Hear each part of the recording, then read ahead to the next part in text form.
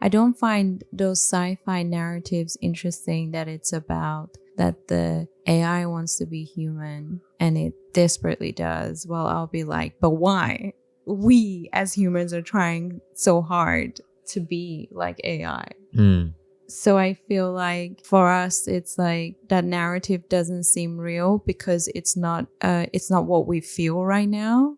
I think there was no real kind of answer to this question, is that unless you are an AI, you would not know what you want.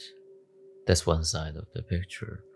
The other side, of course, is a lot of the times what we want or what anyone wants is a matter of aesthetics. It's not so much soulful discovery or your the urge from the depth of your mind. A lot of the times you don't really have a profound craving for something. You just feel like you want to go through the ritual of having lunch, getting a job, getting a raise. Do you really want those things? Not necessarily. So for this kind of narrative, absolutely agree. If AI knows its shit, it probably doesn't want to be human. These kind of mechanical, robotic things. But then there is no end to this discussion. You can also argue that there is no point in sports. Like there is nothing profoundly interesting about people doing sports, which is like everyone's trying to wear better gear. They're trying to be more accurate, more methodology, so that they can score higher. More or less, that sums up modern sport. But it seems to be that the real people who are engaged in sports will tell you that there is a lot more to that. In sportsmanship, there is the team aspect, there's the social aspect, there's the cultural aspect, and there is the kind of self-searching aspect, self-fulfillment, in which you are always discovering what you want, which is very interesting than just mechanically going through the motions.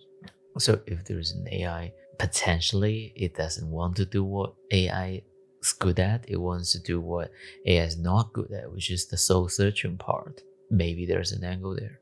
Maybe AI does want to be human. It's just that most human doesn't want to be human, that's all. You mean there's a part of us that it has so much value that we don't see it, but the AI is powerful enough to see it? Yeah, I think so. And let's just correct the first part of your sentence. I don't think many people has that much value in it. They don't value that as value, the humanity part, until you maybe sometimes you got pushed to the extreme due to life circumstances, due to your personality, and then you start to value shit. It's good to smile a little. That kind of moments that kind of defines you. Do you think what holds for the future for us would be basically all kinds of upgrades? Like that's what we'll end up just doing every day, Yeah, like eating lunch and dinner. yeah. You would think that by then we wouldn't have to upgrade ourselves. Like you would think that by It's- then like That's things would just upgrade themselves without us even getting interrupted. that's potential as well. I don't think for a moment we want to be disconnected this stream of reality we have created for ourselves. Because the minute that we get paused for an upgrade is the moment that you pull us out of that reality that we have created. And then we begin to think, is this real? Is this fake? Or, Yeah, that Westworld question, is this now? I yeah. feel like we Because love that world. Westworld and all the cyberpunk stuff is scary to a certain extent because we are spectators. We are looking at Yeah. it. We're not looking from it. If we are actually living in a world that is cyberpunk, which I'm not saying we are not, then there is nothing scary. There's nothing positive, by the way. There is nothing intrinsically bad or good about that. It's just, it is what it is. And then from there, I think the first step is always to accept it, what that thing is, and then you decide, really ask yourself what you want. Don't you think we would naturally go towards the future that we want?